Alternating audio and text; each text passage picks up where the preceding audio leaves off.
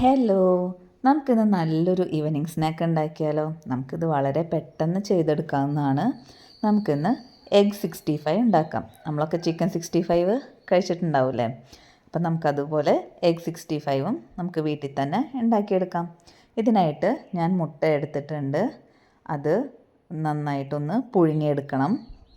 ഇത് പുഴുങ്ങിയെടുത്തതിന് ശേഷം ചൂടാറിയതിന് ശേഷം ഇതുപോലെ നന്നായിട്ടൊന്ന് ഉടച്ചു കൊടുക്കാം. നമുക്ക് ഇത് ഫോർക്ക് കൊണ്ടോ കൈ കൊണ്ടോ ഉടച്ചു കൊടുക്കാവുന്നതാണ്. ചില ആളുകൾ ഈ സമയത്ത് മുട്ടയുടെ മഞ്ഞക്കരു എടുത്ത് മാറ്റാറുണ്ട്. നമ്മൾ മഞ്ഞക്കരും കൂടെ ചേർത്തിട്ടാണ് ഇത് നന്നായിട്ടൊന്ന് ഉടച്ചെടുക്കണത്. നല്ല പേസ്റ്റ് പോലെ ഉടയ്ക്കേണ്ട ആവശ്യമില്ല, ഇതുപോലെ ഉടച്ചെടുത്താൽ മതി.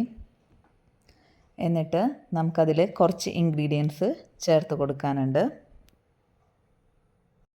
നമുക്കതിലേക്ക് 1/4 ടീസ്പൂൺ മഞ്ഞൾപ്പൊടി ചേർത്ത് കൊടുക്കാം.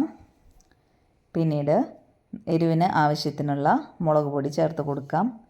ഈ സമയത്ത് മുളക് പൊടിക്ക് പകരം പച്ചമുളകായാലും ചേർത്ത് കൊടുക്കാവുന്നതാണ്. പക്ഷേ ഞാൻ ഇവിടെ കുട്ടികൾക്ക് പച്ചമുളക് കടിക്കുന്നത് ഇഷ്ടമില്ലാത്ത കാരണം മുളക് പൊടിയാണ് ചേർക്കുന്നത്. പിന്നെ ഒരു 1/4 ടീസ്പൂൺ കുരുമുളക് പൊടിയും ഒരു 2 ചെറിയ ടീസ്പൂൺ പെരിഞ്ജീരകം പൊടിച്ചതും ചേർത്ത് കൊടുക്കാം. അതിനുശേഷം അതിലേക്ക് 1 ടേബിൾ സ്പൂൺ ചിക്കൻ മസാലയാണ് ചേർത്ത് കൊടുത്തിരിക്കുന്നത്. പിന്നീട് നമ്മൾ അതിലേക്ക് 2 വലിയ ടേബിൾ സ്പൂൺ കടലമാവും 1 ടീസ്പൂൺ വറുത്ത അരിപ്പൊടിയും ചേർത്ത് കൊടുക്കുന്നുണ്ട്. നമ്മൾ അതിലേക്ക് പിന്നീട് ആവശ്യത്തിന് ഉപ്പ് ചേർത്ത് കൊടുക്കുക. അതിനുശേഷം നമ്മളത് നന്നായിട്ടൊന്ന് മിക്സ് ചെയ്തെടുക്കണം.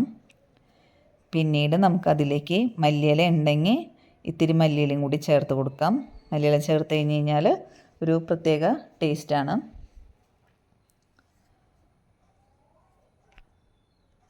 അതിനുശേഷം നമ്മളതൊന്ന് മിക്സ് ചെയ്തെടുക്കാനായിട്ട് ഒരു മുട്ട നന്നായിട്ട് അടിച്ച് പതപ്പിച്ച് മാറ്റി വയ്ക്കണം.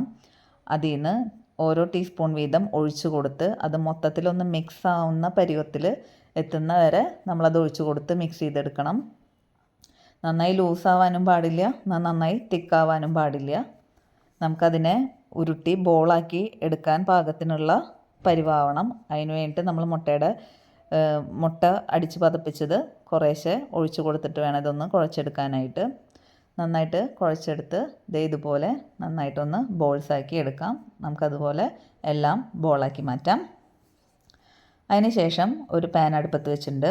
അതിലേക്ക് കുറച്ച് സൺഫ്ലവർ ഓയിലാണ് ഒഴിച്ച് കൊടുത്തിട്ടുള്ളത്. അത് നന്നായി ചൂടാകുമ്പോൾ അതിലേക്ക് ഒരു 3-4 അല്ലി വെളുത്തുള്ളി നന്നായി ചെറുതായി അരിഞ്ഞതും ഇത്തിരി കറിവേപ്പിലയും ഇട്ട് നന്നായിട്ടൊന്ന് മൂപ്പിച്ചെടുക്കണം.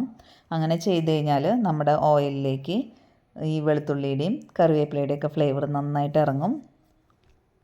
നമുക്കിത് വറുത്ത് കോരി മാറ്റി വേറൊരു പാത്രത്തിലേക്ക് ഇട്ട് കൊടുക്കാം. എന്നിട്ട് നമ്മൾ നേരത്തെ കുഴച്ച് വെച്ച ആ ബോളുകൾ നമുക്കിതിലേക്ക് ഇട്ട് കൊടുത്ത് നന്നായിട്ടൊന്ന് ഫ്രൈ ചെയ്തെടുക്കാം. ഇത് നല്ല ഗോൾഡൻ ബ്രൗൺ കളർ ആവണ വരെ നമ്മൾ തിരിച്ചും മറിച്ചൊക്കെ ഇട്ട് നന്നായിട്ടൊന്ന് ഫ്രൈ ചെയ്തെടുക്കണം. നമുക്കിത് വേണമെങ്കിലും ഡീപ്പ് ഫ്രൈ വേണമെങ്കിൽ ചെയ്യാം. ഞാനിവിടെ ഷാലോ ഫ്രൈ ചെയ്തെടുക്കണമെന്ന് മാത്രം. പിന്നെ ഫ്രൈ ചെയ്യുമ്പോൾ ഒരു കാര്യം പ്രത്യേകം ശ്രദ്ധിക്കണം. മുട്ടയായതുകൊണ്ട് ചിലപ്പോൾ പൊട്ടിത്തെറിക്കാൻ സാധ്യതയുണ്ട്. അതുകൊണ്ട് സൂക്ഷിച്ച് വേണം ഫ്രൈ ചെയ്യാനായിട്ട്. കണ്ടില്ലേ, ഇതുപോലെ ഗോൾഡൻ ബ്രൗൺ ആയി കഴിഞ്ഞ് കഴിഞ്ഞാൽ നമുക്ക് അത് വറുത്ത് കോരി മാറ്റാം. നമുക്കിതുപോലെ എല്ലാം വറുത്ത് നമുക്ക് പാത്രത്തിലേക്ക് മാറ്റാം. നമുക്ക് ഇങ്ങനെ തന്നെ കഴിക്കാൻ നല്ല ടേസ്റ്റാണ്. പക്ഷെ കുട്ടികൾക്ക് കൊടുക്കുമ്പോൾ നമുക്ക് വേണമെങ്കിൽ അതിൽ കുറച്ച് ടൊമാറ്റോ കെച്ചപ്പും കൂടെ ആഡ് ചെയ്ത് മിക്സ് ചെയ്ത് കൊടുക്കാവുന്നതാണ്. അപ്പോൾ ഒന്നും കൂടെ ടേസ്റ്റ് കൂടുകയുള്ളൂ. നിങ്ങൾ ഇന്ന് തന്നെ എല്ലാവരും ഒന്ന് ട്രൈ ചെയ്ത് നോക്കൂ കേട്ടോ. വളരെ ഈസിയാണ്, എന്നാൽ വളരെ ടേസ്റ്റിയാണ്. നമുക്ക് പെട്ടെന്ന് ഉണ്ടാക്കി കഴിയാവുന്നതേ ഉള്ളൂ.